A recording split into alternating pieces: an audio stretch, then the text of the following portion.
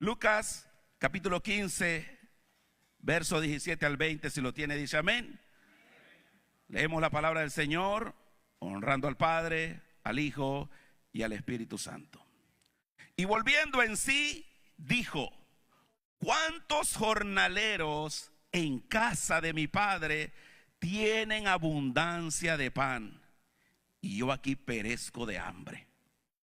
Me levantaré e iré a mi padre y le diré: Padre, he pecado contra el cielo y contra ti. Ya no soy digno de ser llamado tu hijo. Hazme como a uno de tus jornaleros.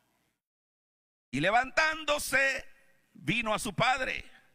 Y cuando aún estaba lejos, le vio su padre y fue movido a misericordia. Y corrió y se echó sobre su cuello y le besó. Hasta ahí vamos a leer. Dios añada bendición a su palabra. Amén. Como título vamos a llamarle: levántate y vuelve a casa del Padre. Es un mensaje fundamentalmente evangelístico, pero sabemos que también muchas veces, aunque uno ya conoce al Señor, de repente se está alejando de Dios, ¿sí o no? Y hay que regresar a una relación otra vez con Dios. Muchas personas se descarrían incluso y se van del camino. Así que de alguna manera volver a casa, levantarse, tiene que ver con que cada uno de nosotros veamos por dónde vamos en el camino. Que revisemos como el vehículo si no se está desviando, saliéndose del carril. Todos sabemos que el evangelio es un camino, ¿verdad? Porque Jesús dijo: yo soy el camino. Entonces, cuando vamos esta mañana a revisar, ¿qué tenemos que hacer? Porque vemos y revisamos que nuestra vida está lejos de lo que la palabra de Dios dice, está lejos de lo que Dios quiere de nosotros. Entonces es tiempo de tomar una decisión esta mañana y decir: yo vuelvo a casa de mi Padre. Yo vuelvo al camino de Dios verdaderamente.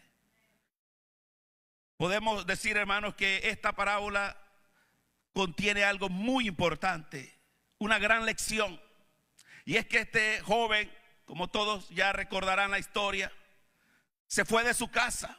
La historia, la parábola relata que él se fue cuando no era tiempo de irse. Le pidió la herencia a su padre, lo cual era totalmente contrario a la época, a la cultura, y todavía para el día de hoy nadie pide una herencia desde tiempo, ¿sí o no?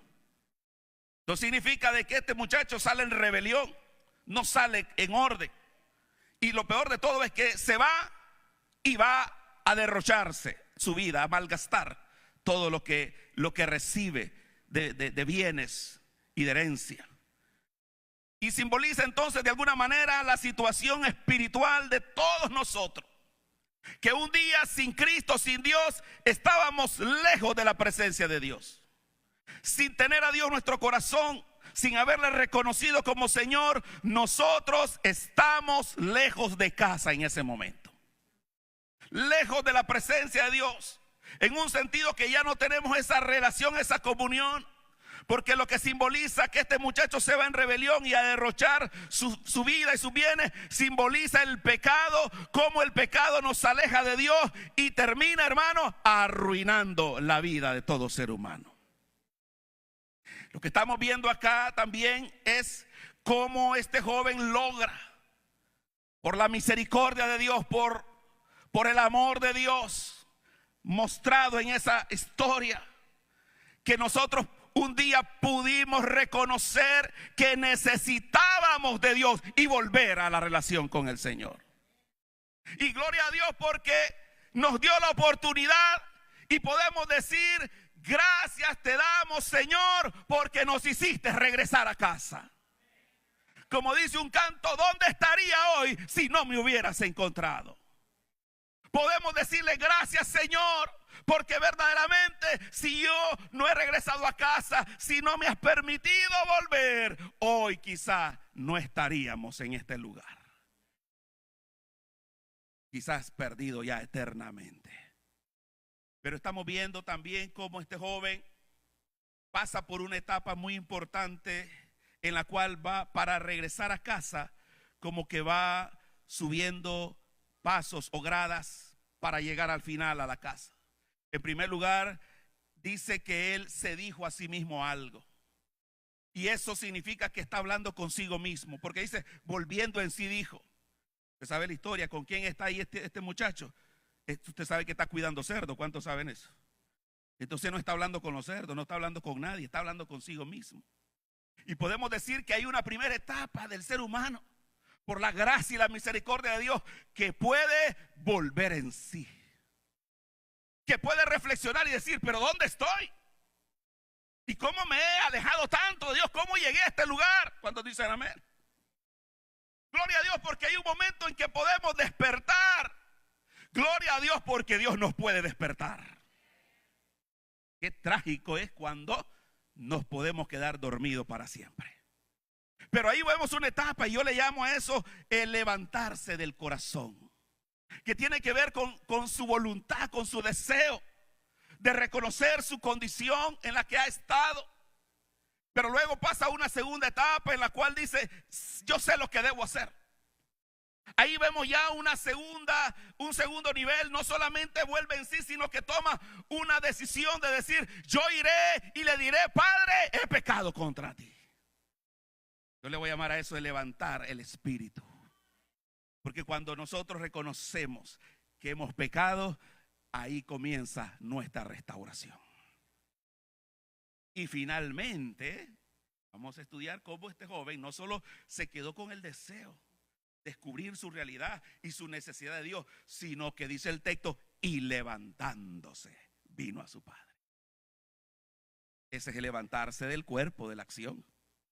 Significa que necesitamos, para volver a casa del Padre, esas tres cosas. Tú no puedes decir, pues si yo creo en Diosito, yo amo a Diosito, y te quedas en tu vida de pecado como siempre. Porque hay un volver en sí en la cual podemos reflexionar que no estamos agradando a Dios. ¿Cuántos saben que eso se puede sentir? Si usted está mintiendo, está haciendo algo indebido, está engañando, está haciendo lo que la palabra de Dios nos habla, entonces usted sabe que hay algo que no está bien ahí, es su primer paso. El segundo paso dice, bueno, ¿qué es lo que tengo que hacer? Tengo que arreglar esto, debo hacer lo otro, voy a confesar esto, voy a arreglar estas cosas, pero luego no podemos lograr la victoria si no nos levantamos y hacemos lo que tenemos que hacer. ¿Cuántos me están comprendiendo? Esta mañana este mensaje es para que nosotros no solamente podamos ser despertados, nuestra conciencia espiritual, si se está adormeciendo, y decir, Señor, ya no soy el mismo de antes, debo hacer cambios, pero esta mañana hay que levantarse, comenzar a dar pasos y comenzar el cambio hacia una victoria verdadera, una vida como Dios quiere que viva. Bendito el nombre del Señor. No basta con los deseos, con las intenciones.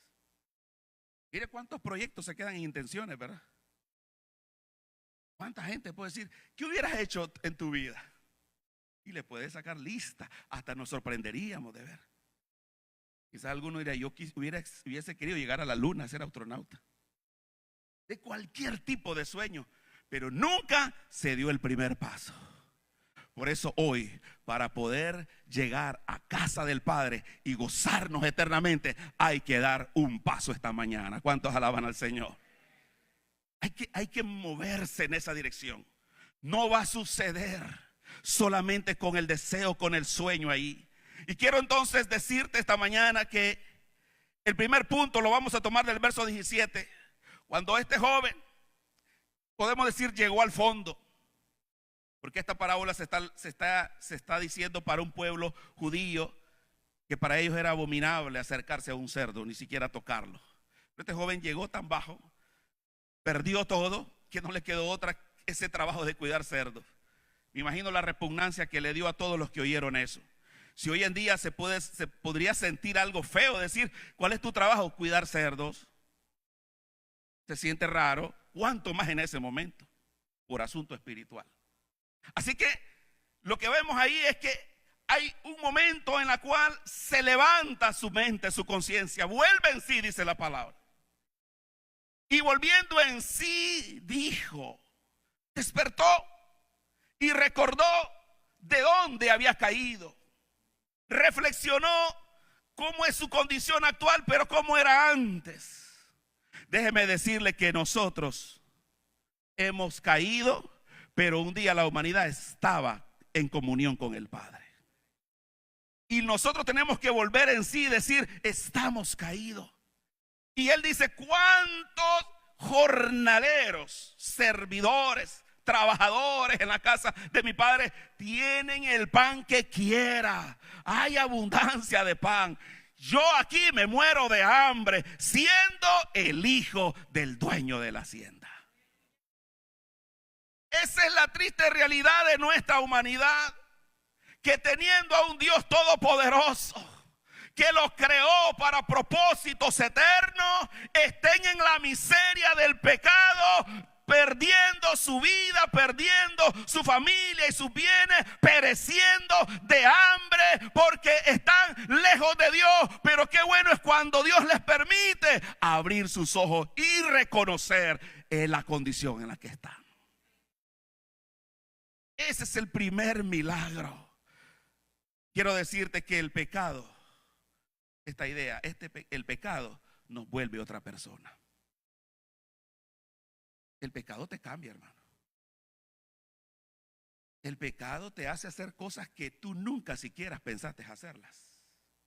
Cuando el ser humano va cayendo y cayendo y cayendo, llega a un estado de pecado total que jamás se lo hubiese imaginado.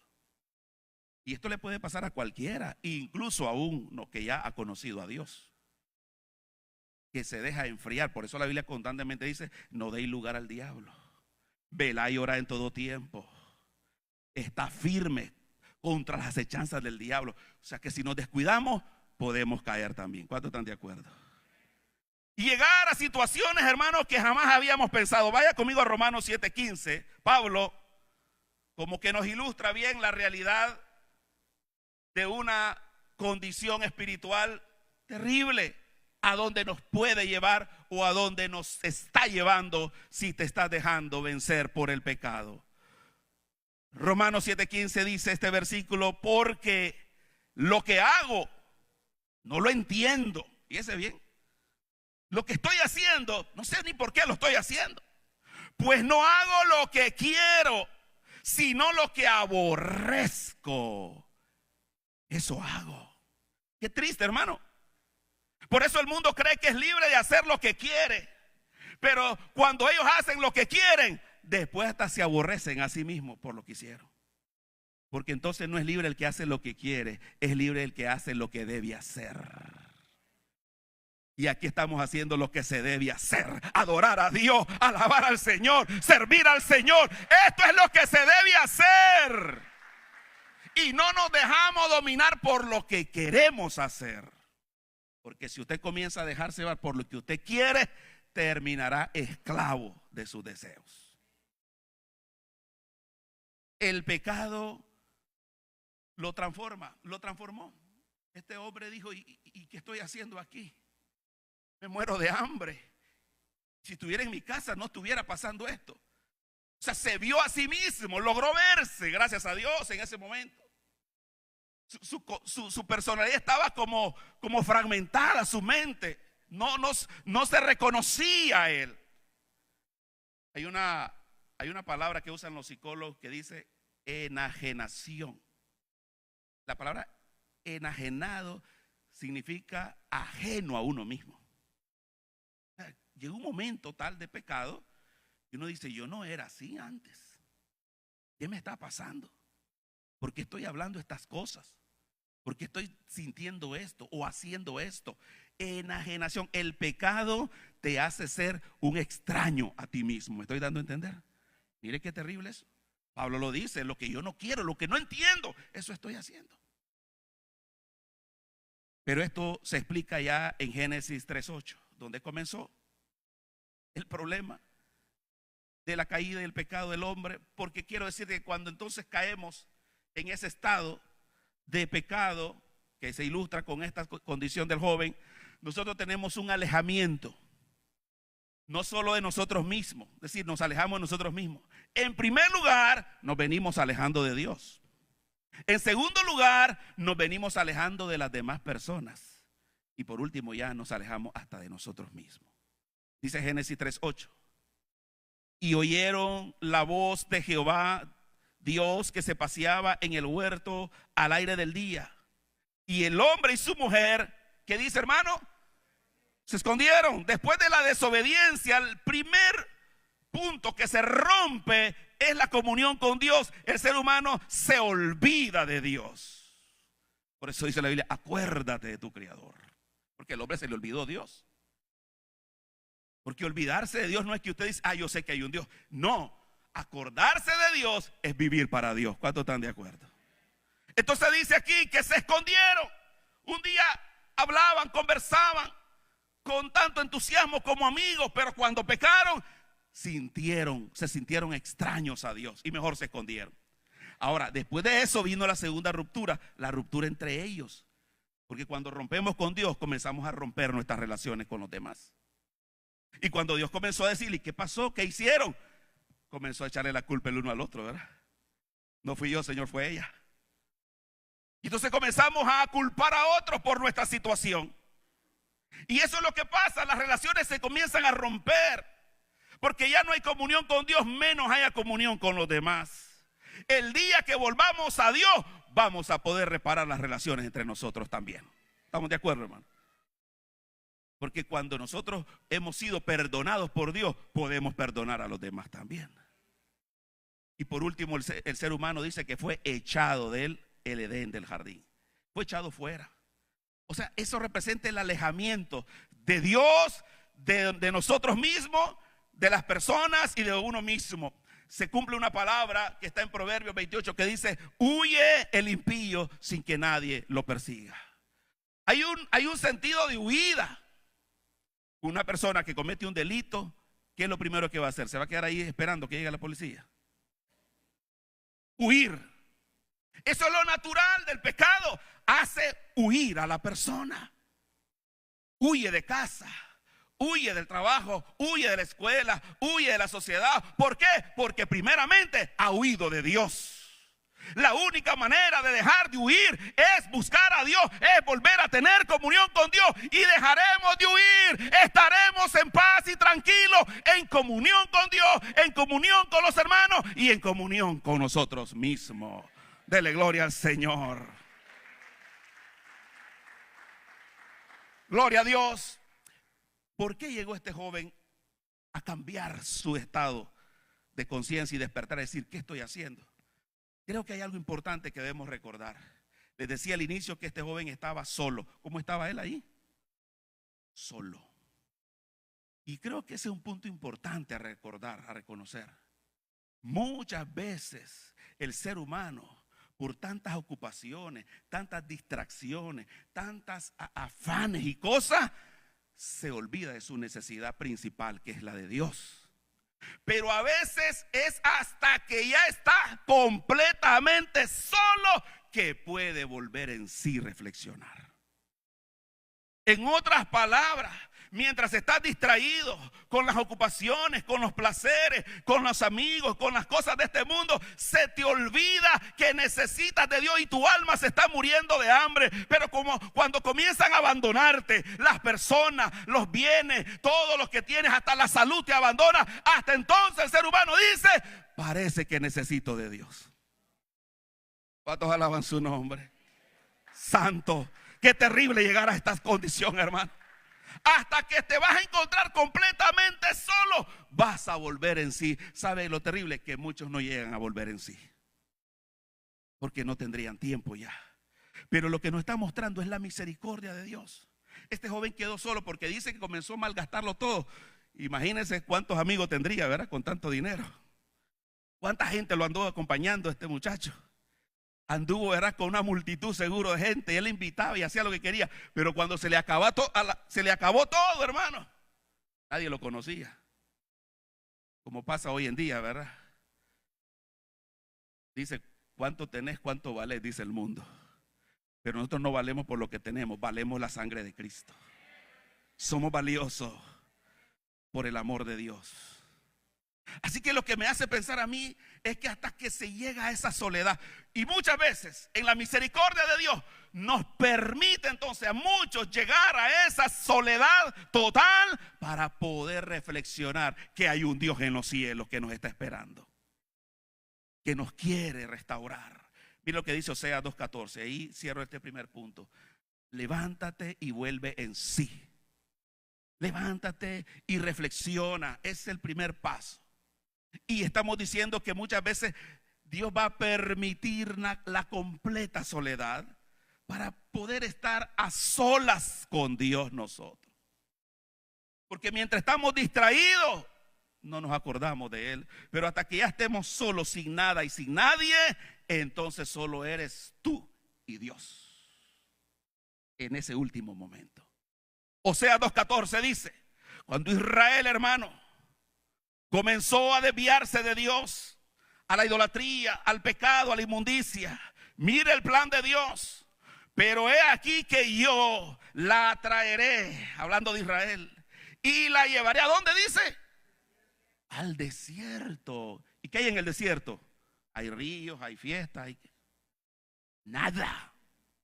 Observe, para que Israel se pudiera arrepentir, Dios lo tuvo que llevar. ¿A dónde? ¿Se da cuenta? Este joven estaba en el desierto, cuidando cerdos. No permitas que llegues al desierto para volver a Dios. ¿Cuántos alaban su nombre, hermano? Porque ese sería el último recurso que Dios tendría que hacer: llevarnos al desierto donde lo perdemos todo, para decirle: Señor, perdóname, yo vuelvo a casa. No permitas que te lleve al desierto el Señor. Por eso dice el Señor: si escuchas hoy su voz, no endurezcas tu corazón. Literalmente, llevar al desierto significa que este joven había perdido sus falsos amigos. Muchas veces así van a ser las personas con nosotros: te van a abandonar. Se te acabó el trabajo, se te acabó el afán, se te acabó todo lo que tú tenías, te preocupaba, porque hasta en ese momento es que el corazón está listo para oír la voz de Dios. Hasta en ese momento ya no hay ruido, ya no hay nada que te distraiga. Pero esta mañana nosotros podemos ponerle oído a la voz de Dios. ¿Cuántos dicen amén, hermano? Sin necesidad de estar en el desierto, yo digo esta mañana: yo tengo oídos para oír lo que el Espíritu me quiere decir esta mañana. Bendito el nombre del Señor. Podemos hacer un espacio a solas con Dios. No necesitas llegar a la soledad para poder oír la voz de Dios. Levántate y vuelve en sí. Es lo que Dios permitió a este joven y le permite a muchos poder reflexionar, pero a un alto precio. Pero qué bueno que como sea, siempre hay esperanza mientras hay vida. Hay misericordia siempre, cuando la persona está dispuesta a hacer lo que Dios le está pidiendo que haga. Así que yo creo, como nosotros hemos aprendido, que el ser humano no se queda sin oír el llamado de Dios. Aunque ande bien distraído, aunque ande bien ocupado, Dios siempre le estará llamando. ¿Cuántos están de acuerdo conmigo? O sea, Dios siempre estará buscando una manera para llamar tu atención. Dios siempre estará buscando una manera de hacerte entender que debes volver a Dios. Y por eso creo que este joven, Dios quizás le había dicho, le había hablado, se recordaba de lo que veía su padre y se le olvidaba y no le ponía mente. Pero una cosa es importante: Dios siempre estará hablando al ser humano para que vuelva a la relación con Dios. Nunca dejará de llamarle. Y es ahí donde entonces vemos el segundo nivel, el segundo paso. Él logró volver, levantar su corazón a Dios, levantar su conciencia, su mente, a reconocer a dónde había caído. Pero el verso 18 y 19 es lo segundo que todos hemos hecho o debemos hacer. Cuando dice: me levantaré e iré a mi padre y le diré: Padre, he pecado contra el cielo y contra ti. Y quiero concentrar en la palabra que dice: he pecado. Mire, una cosa es que usted diga: todo está mal, esto no está bien, yo no estaba así, ¿qué pasó? ¿Qué me hizo cambiar? Estamos hablando de la primera etapa, ¿verdad? Del pecado, la caída, y vamos degradándonos y vamos perdiendo amistades, personas, relaciones, familia, hijos, la relación con Dios, la paz, todo se va perdiendo. Pero entonces viene un segundo momento que es importante: identificar lo que nos ha llevado a ese estado. La causa de todo estado de miseria y de derrota se llama el pecado. ¿Estamos de acuerdo, hermano? O sea, el pecado viene siendo la causa de todos los males, de toda la miseria del ser humano. Dios le dijo al ser humano: el día que coma de eso en desobediencia, ciertamente morirás. Y Dios maldijo la tierra, y Dios trajo el dolor, y Dios trajo, ¿verdad? Se produjo como consecuencia, se permite que el mundo entonces comience a sufrir y a tener muerte y destrucción, porque entonces estamos en una condición que atrae estas cosas, el pecado. Y qué importante es que este joven reconoce, como verdadero judío que ha sido instruido en la ley de Dios, reconoce que vive en esa condición por una sola causa: ha pecado. ¿Estamos de acuerdo? Eso es lo que le falta a mucha gente hoy en día. Mucha gente cree que tuvo mala suerte en la vida. Mucha gente cree que es porque le caí mal al jefe, me corrieron del trabajo. O no tuve suerte en la escuela, no tuve suerte en la familia, en la cultura. Quiero decirte que tenemos un Dios que levanta al pobre del muladar. Tenemos un Dios que puede restaurar tu vida, y dice la Biblia que te pone y te sienta con los príncipes de su pueblo. O sea que esto no es de contactos de suerte, esto no es que te hicieron mal, esto no es que hay una brujería, esto se llama: el pecado nos lleva a la ruina y a la destrucción. Y tenemos que decir: he pecado, he pecado, he pecado. Amén, hermanos. Tenemos que llegar a esa posición que Dios quiere, hermano. Tenemos que reconocer que todo lo que ha venido entonces es porque hay algo que nos ha traído tanta miseria y destrucción, y eso se llama el pecado. Y dice: he pecado contra el cielo. ¿A qué simboliza el cielo? A Dios. Es lo primero. El pecado en primero es contra Dios. Aunque le haga mal al vecino, le haga mal a la persona, a su familia, primeramente usted está pecando contra Dios. Pero luego reconoce: y contra ti. O sea, pecamos contra Dios y pecamos con las demás personas. Pero mire qué interesante que luego dice, él le va a decir: ya no soy digno de ser tu hijo. Él reconoce que también él ha perdido su dignidad. Quiero decirte que hay pecados contra Dios, hay pecados contra los demás y hay pecados contra nosotros mismos. O sea, el pecado, ¿cómo lo contamina todo? Todas las relaciones, todas las áreas de nuestra vida. Te voy a poner un ejemplo importante. Esta segunda etapa, la primera es levántate y vuelve en sí. La segunda se llama levántate y confiesa. Para poder entrar a la casa del Padre hay que confesar el pecado. Hay que reconocer lo que hemos pecado contra el cielo, contra los demás y contra nosotros mismos. David era un rey ungido por Dios, pero pecó. ¿Cuántos saben eso? O sea que por eso tenemos, todos los que estamos aquí, tenemos la posibilidad de pecar. La posibilidad. Pero Dios dice que no debemos querer pecar. ¿Estamos de acuerdo, hermano? Y solamente Dios, agarrados de la mano de Dios, Dios nos puede ayudar a evitar el pecado, a vencer al pecado. ¿Cuánto creen que se puede vencer el pecado? Cristo lo venció en la cruz. En Cristo podemos vencer el pecado.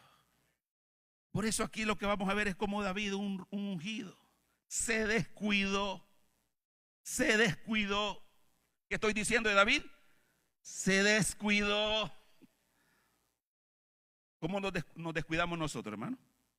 Dejando de orar, dejando de leer la Biblia, dejando de congregarnos, dejando de servir. O sea, vamos descuidándonos de muchas maneras. Y dice que cuando David pecó, pues Dios tuvo misericordia de él y le envió un profeta para hablarle. Mire qué importante es que Dios siempre envía a alguien para que nos hable y nos recuerde que tenemos que confesar el pecado. En este tiempo no es muy popular decir que hay que arrepentirse del pecado. Pero aunque sea impopular, la Biblia dice que tenemos que arrepentirnos del pecado. Aunque sea impopular. David entonces estaba en una situación de pecado. Dios envió al profeta Natán.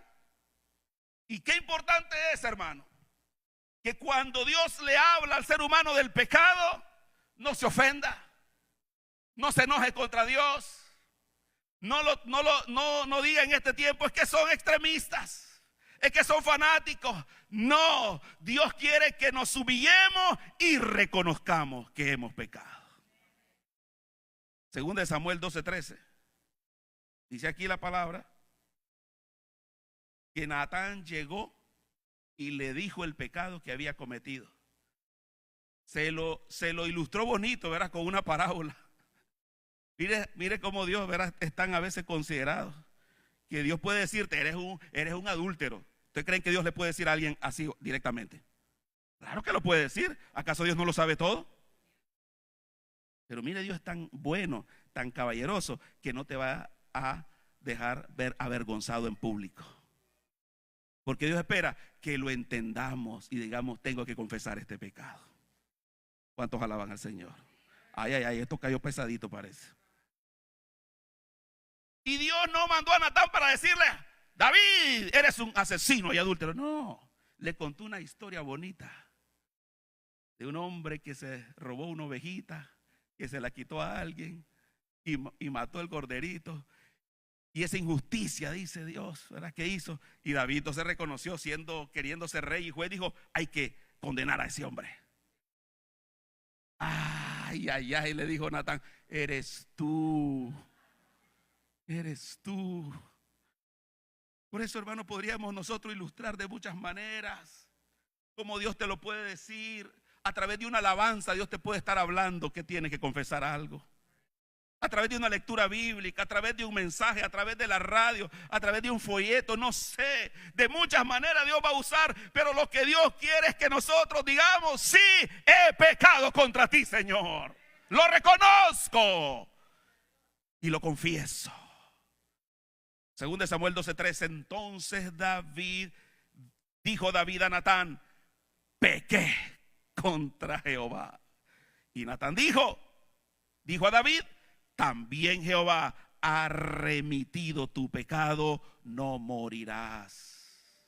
¿Se da cuenta qué importante es reconocer el pecado? Porque viene la misericordia de Dios. Viene la segunda oportunidad, entonces dice, no vas a morir. Pero se lo dijo después que David dijo, reconozco que he pecado. ¿Cómo la gente quiere vivir bien en bendición, que no le pase nada y no ha reconocido su pecado todavía? Eso es incompatible. La sentencia de Dios ahí ya era clara.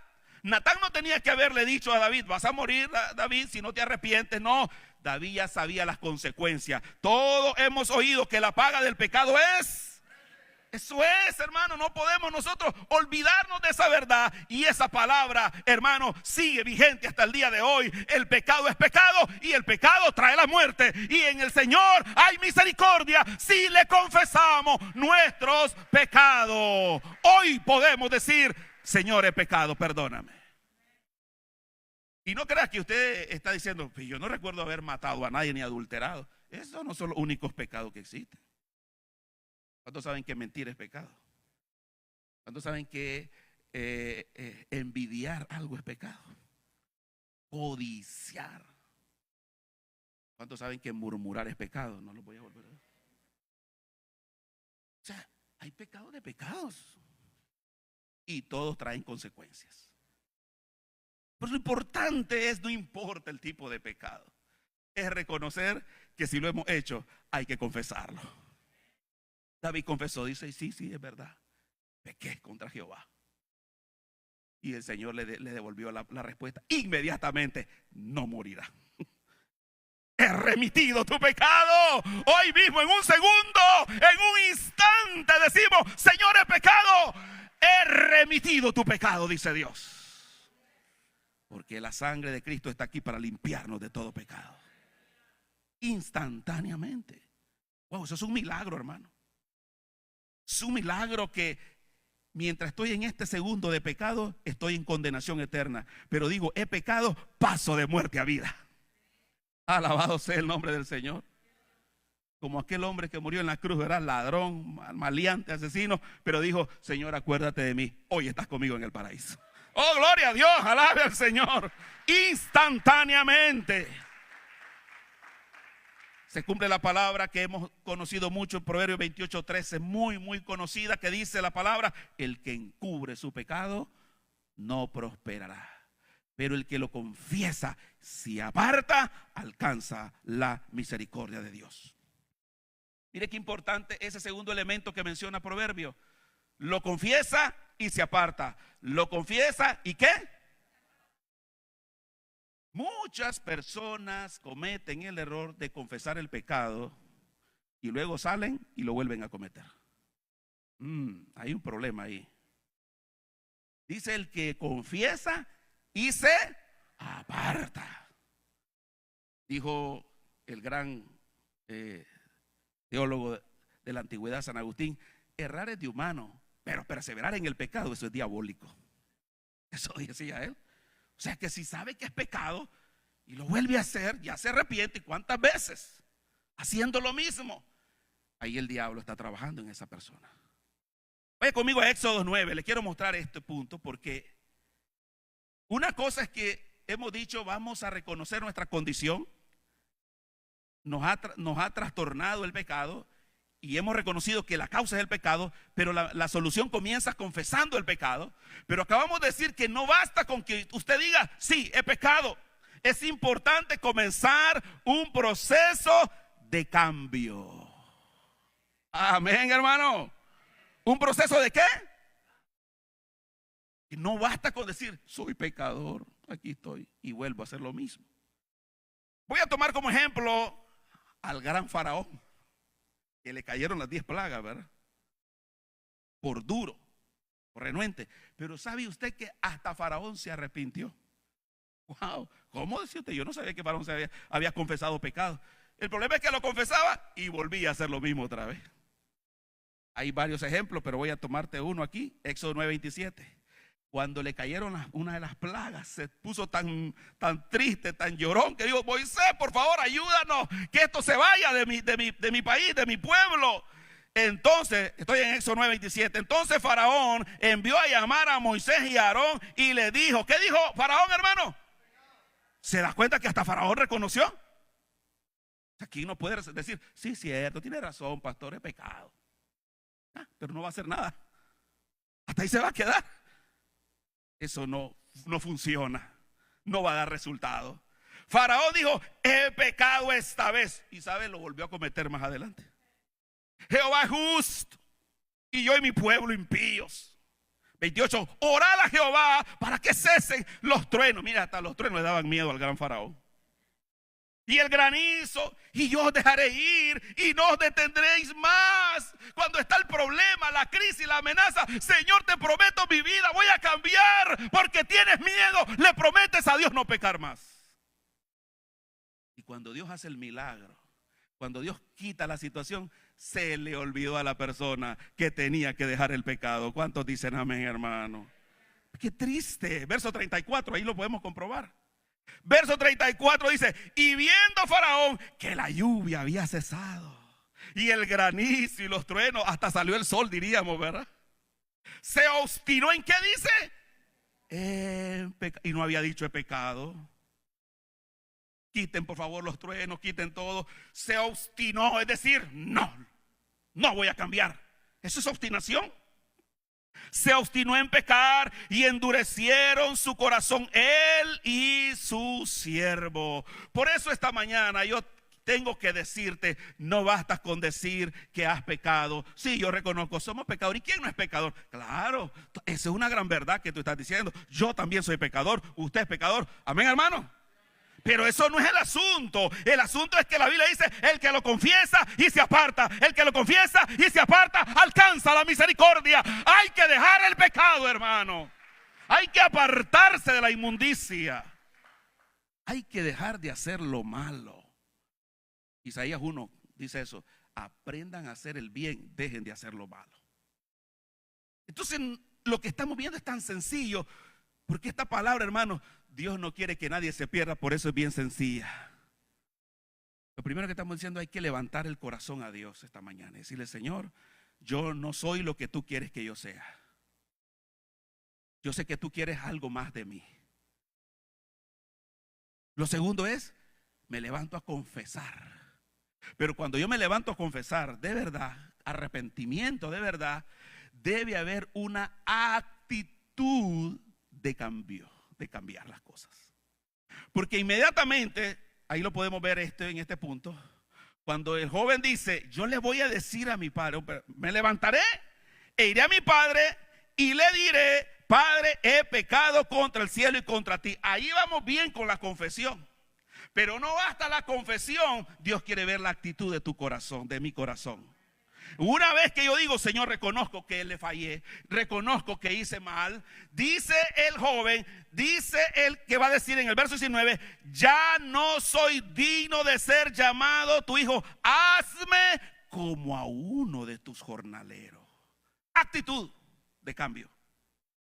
Yo no sé si usted lo está viendo ahí, pero este joven no está diciendo: Señor, me arrepiento, aquí vengo, soy otra vez el hijo del hombre del que tiene dinero, otra vez vengo a mandar aquí, a ponerme en mi posición. No, el cambio se ve en el corazón del joven que dice: yo pegué contra ti, yo quiero ser como un esclavo, por lo menos, aunque sea sirviéndote, lavándote los pies. Eso se llama cambio de actitud. ¿Cuántos alaban al Señor? Porque hay gente que se arrepiente y dice: bueno, ¿y cuándo predico? ¿En serio? Actitudes de siervo. Porque estamos viendo que la misericordia de Dios que me ha traído de regreso. Entonces yo digo: Señor, aquí estoy, al menos como un jornalero. Está cambiando la actitud. Podemos decir que esa actitud está demostrando un verdadero arrepentimiento. ¿Cuántos dicen amén, hermano? Es importante estos pasos, estos puntos, porque nos ayudan a entender cómo es que al final él puede entrar a la casa del Padre. Así que lo que estamos viendo acá es que se levantó su mente, su corazón, volvió en sí. En segundo lugar, levantó una confesión, pero una confesión con actitud de cambio. Amén. ¿Vamos bien? Vamos a la tercera y final, porque Dios no quiere hacerte las cosas largas. No son 10 ni 15 pasos, son fáciles. Uno, reconoce que no está bien delante de Dios. Número 2, confiesa el pecado con actitud de cambio. Y tercero, levántate y ve al encuentro con Dios. Punto. Amén. Tercer punto, el joven no se quedó solo con su nueva forma de pensar, no se quedó con su confesión y su nueva actitud. Verso 20, y levantándose vino a su padre. Lo peor que nos puede pasar, y le ha pasado a mucha gente, es que de verdad se lamentan por su pecado. Usted puede ir a una cárcel y oír tantas confesiones, ¿cómo puede llorar la gente ahí? Se lamentan por su pecado, pero ¿sabe qué? No están dispuestos a cambiar. Una cosa es remordimiento y otra cosa es arrepentimiento.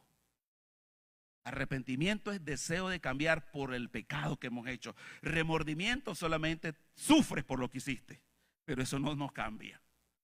Y lo que estamos viendo en tercer lugar entonces, que este joven dice, y levantándose, me gusta esa palabra porque me ilustra que estaba hasta sentado en el lodazal ahí con los cerdos. Y eso ilustra bien el estado espiritual del ser humano cuando dice, no, yo aquí me levanto, yo no me quedo más, yo no nací para estar en este lodazal, yo no nací para estar en este pecado, en esta inmundicia, yo no nací para esto, yo tengo un padre que me está esperando, tengo un padre que me ama, yo me levanto hoy y voy a mi padre. Y comenzó a caminar, comenzó a dar los pasos a la casa del Padre. Esa es lo tercero, hermanos, que abre las puertas del cielo al ser humano, que abre el corazón de Dios.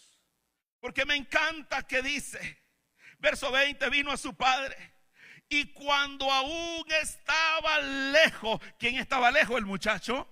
Dice, lo vio su padre y fue movido a misericordia. Lo primero que quiero que note allí es que dice que estaba lejos y su padre lo vio. Sí, eso dice, ¿verdad? Sabe que muchas veces se nos ilustra, hasta en pintura he visto, como el padre en una ventana viendo así el camino, a dónde venía su hijo. Eso está bonito, pero de acuerdo al texto, no es lo más fiel al texto. No es que el padre esté esperando a ver si va a venir. Dice cuando estaba lejos. La interpretación más cercana es que el padre salió de la casa a buscar a su hijo. ¿Cuántos alaban su nombre, hermano? Dios ha salido a buscarte. Dios ha venido, el Hijo del Hombre vino a buscar y a salvar lo que se había perdido. Gloria a Dios. Dios es el primero que está interesado en que nosotros nos salvemos. Fíjese bien. O sea, los necesitados somos nosotros, pero Dios es el primero que está interesado en salvarnos. ¿Y por qué decimos eso? Porque Él vino a morir en la cruz del Calvario. Tomó la iniciativa y todavía la sigue tomando, hablándonos, llamándonos, recordándonos de dónde hemos caído y que tenemos que volver. Por eso estamos viendo acá que la mejor ilustración es el padre caminando. Él sabía por dónde se fue. Él era un hombre muy rico y podía tener gente que conocía. Por aquí pasó tu hijo, por aquí, por aquí, por aquí. Y lo iba buscando y lo iba buscando hasta que llegó un momento en que lo vio de lejos, lo encontró. Gloria al Señor, porque el Padre nos ama y Él nos anda buscando. Bendito el nombre del Señor. No basta entonces con reconocer que somos culpables. No basta con que nosotros reconozcamos que esta no es la vida que nosotros queríamos. Es necesario salir al encuentro con Dios. Es necesario comenzar a dar los pasos para ir cuando estaba lejos. Eso significa entonces que Dios comenzó a buscarnos, pero el hombre debe dar un paso de fe también hacia Dios. Por eso cuando llamamos al altar decimos, venga, venga, en actitud de fe, en acto de fe. Nos levantamos de una silla, de una banca, nos levantamos y vamos y ahí comenzamos a un encuentro con Dios. Amén, hermanos. Eso es lo que Dios está hablando acá, pero otra palabra que es poderosa y me llama la atención, no solo dice que lo vio, dice, hermano, el versículo que y corrió. No hay que olvidar esa parte también. O sea, vio en el transcurso que lo estaba buscando, lo reconoció. Y el padre, no el hijo, el padre comenzó a correr. Piensa esto por un momento. El padre comenzó a correr. Cualquiera de nosotros diría, pues si era el hijo el que tenía que comenzar a correr. Hermanos, somos nosotros los que tendríamos que correr a Dios, ¿sí o no? Pero hasta dónde llegue el amor de Dios, que Dios sale corriendo por nosotros. Oh, santo su nombre. Qué gran amor nos ha dado el Padre para que seamos llamados hijos de Dios. Él sabe, hermano, la condición que venía este joven. Imagínenselo por un momento. Había hambre en la gran ciudad. Usted puede leer el relato bien. O sea que todos se estaban muriendo de hambre. Él también se moría de hambre. Quería comer la comida de los cerdos. Nadie le daba. Ese joven quizás salió fuerte, hermoso. Ahora estaba hecho casi, diríamos popularmente, una calavera. Se estaba, hermano, estaba desnutrido y se estaba muriendo. Venía caminando y ¿quién se le iba a acercar a darle pan, a darle agua? La gente se le corría. Venía maloliente, venía andrajoso y probablemente ya le quedaban los últimos momentos de vida. Por eso era urgente. El padre corrió, su hijo se moría. Él se está corriendo porque sabe que nos queda poco tiempo. El padre está corriendo porque queda poco tiempo. El hombre no sabe que le queda poco tiempo, pero Dios sabe que le queda poco tiempo. Y por eso el padre corrió. Ese hombre estaba a punto de desmayarse ahí ya. ¿Quién sabe cuánto había caminado con sus últimas energías ya? Y por eso el Padre ve la urgencia. Dios nos ha llamado esta mañana porque hay una urgencia. Hay una urgencia, hermano. No estás aquí por casualidad. Dios te ha traído con una urgencia y es que conozca al Padre eterno de verdad. Tenga un encuentro de verdad. Dejes el pecado de verdad. Comiences a vivir para Dios de verdad. Esa es la urgencia, hermano. No hay tiempo que perder. En tema de salvación y de eternidad, no hay minuto que perder. Cada minuto cuenta. No te puedes creer que vas a tener una hermosa tarde, una hermosa semana si no aprovechas este momento ahora. ¿Cuántos saben lo que estoy hablando? Porque no lo sabemos. Pero si Dios está corriendo es porque hay una urgencia. Hay que tomar decisiones rápidas ya. No hay que seguir, hermano, aparentando o jugando a la iglesia, jugando al Hijo de Dios, al cristiano. Es importante comenzar una vida cambiada a partir de este momento. Oh, gloria al Señor. Voy terminando con Génesis 19, hermano. La urgencia desde Génesis hasta Apocalipsis. Hay una urgencia. Te puedo recordar el texto que el Señor está ya hablando, no sé si a Apocalipsis capítulo 2, cuando Dios le habla, dice, estoy a la puerta y llamo, dice. O sea, hay una urgencia de Dios tocando la puerta. Si alguien abre la puerta, oye mi voz y abre la puerta, yo entraré. O sea, hay una urgencia de Dios tocando esta mañana, como la urgencia de Génesis 19:15. Estoy hablando de la historia del juicio que venía sobre Sodoma y Gomorra. Y como Lot era el único que vivía ahí que agradaba a Dios, Dios envió ángeles para rescatarlo. Dios envió a estos ángeles, pero mire la urgencia con que le hablan. Yo creo que esta mañana que Dios nos está recordando que hay una urgencia por venir delante de Dios y estemos a cuenta con Dios. Génesis 19:15, y al rayar el alba, es decir, ya amanecía, los ángeles daban ¿qué cosa? Prisa, prisa. Yo no soy un ángel con alas, pero ángel significa mensajero. Y como mensajero, yo te estoy dando prisa esta mañana. Apúrate, apúrate, no pierdas más tiempo. Tienes que venir al Señor. Daban prisa a Lot diciendo, levántate, toma tu mujer y tus dos hijas que se hallan aquí para que no perezcan en el castigo de la ciudad. Está hablando a toda la familia. Dios quiere que toda tu familia se salve. Hay prisa de parte de Dios esta mañana. Dios quiere que ninguno se pierda. Hijos, nietos, nueras, yernos, todos. Dios quiere que todos se salven. ¿Cuántos dicen amén? ¿Sabe que Lot le habló a los yernos? Usted lee la historia y le dijo, dicen los ángeles que va a venir juicio. Ah, este hombre está loco, dice que va a caer fuego. Se burlaron de Lot. Tal vez te puedas burlar de que estoy diciendo que esto es urgente y da prisa, pero una cosa te digo, la palabra de Dios no miente y lo que Dios te ha dicho se va a cumplir. Bendito el nombre del Señor. Por eso esta mañana Dios dice, date prisa. Mira lo que sigue diciendo, verso 17. Y cuando los hubieron llevado fuera, estoy en el 17, dijeron, escapa por tu vida, no mires tras ti, ni pares en toda esta llanura, escapa al monte, no sea que perezcas. Le dieron prisa a Lot porque ya el juicio venía en camino. La trompeta está a punto de sonar sobre la humanidad y los juicios de Dios están a punto de caer. Por eso hay una premura de recordarte que hay que volver a la casa del Padre.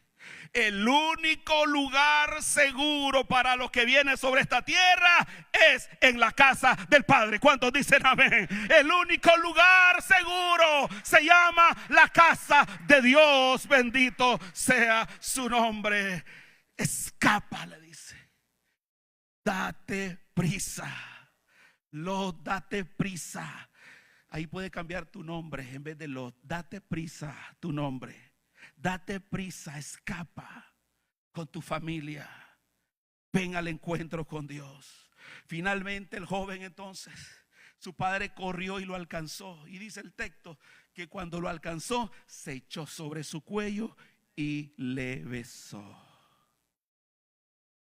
Wow, qué gran amor de Dios, ¿verdad? Ya le dije que venía probablemente sucio, lodoso, maloliente, pero el amor de Dios es más que todo lo que nosotros somos. Hay algo importante, quiero terminar con esta reflexión, porque yo no quiero que nadie se quede confuso esta mañana. Estamos diciendo que Dios, a través de esa ilustración que ilustra al Padre, representa el amor de Dios por el pecador. ¿Vamos bien ahí? Que aunque venía sucio, lodoso, maloliente, lo besó. lo abrazó. Con eso tenemos una verdad fundamental. Dios ama a los pecadores. Vamos bien por ahí. O sea que con esa gran verdad fundamental estamos claros que por eso en parte tiene razón cualquier persona decir, Dios me ama. Estás en lo correcto. Aunque sea hechicero, aunque sea homosexual, aunque sea borracho, alcohólico, puede decir, Dios me ama, estás en lo cierto. Pero aquí vaya a la segunda explicación. Cuando el padre lo abrazó, lo besó, comenzó a dar instrucciones, decir, vayan a mi hijo, pónganle nuevos vestidos. ¿Cuántos alaban al Señor? Pónganle calzado, pónganle anillo. Y yo creo que no le iban a poner ropa nueva sin bañarlo. Y diría, báñenlo primero. Y ya sabían. Yo lo que te quiero decir, que aunque esta mañana alguien que diga, si Dios me ama, haga lo que haga, Dios me ama. Es verdad, Dios te ama con amor eterno. Pero Dios te ama tanto con un amor transformador que quiere cambiar tu vida y quiere que te alejes del pecado en que te encuentras. ¿Cuántos alaban al Señor, hermano? Oh, gloria a Dios. Es verdad, Dios te ama si eres hechicero, pero tienes que dejar la hechicería. Dios te ama si eres adúltero, pero tienes que dejar el adulterio. Dios te ama si eres homosexual, pero tienes que dejar la homosexualidad. ¿Cuántos dicen amén? Porque el amor de Dios es transformador. El amor de Dios cambia la vida del hombre. Bendito el nombre del Señor. Te ama demasiado para dejarte como te encontró. ¿Me explico? Nos ama demasiado para dejarnos como nos encontró. Por eso dice, el que está en Cristo, nueva criatura es. Las cosas viejas pasaron, ahora todas son hechas nuevas. Diga nueva. Gloria a Dios. Nueva criatura. Eso es llegar a la casa del Padre. Eso es llegar a la casa del Padre. Tener una vida nueva. Sí, repito, Dios ama al pecador, pero Dios aborrece el pecado. Y te ama tanto para dejarte en tu pecado. Lo que quiere es que vengas a la casa del Padre para ser cambiado y transformado. Póngase de pie esta mañana, hermano.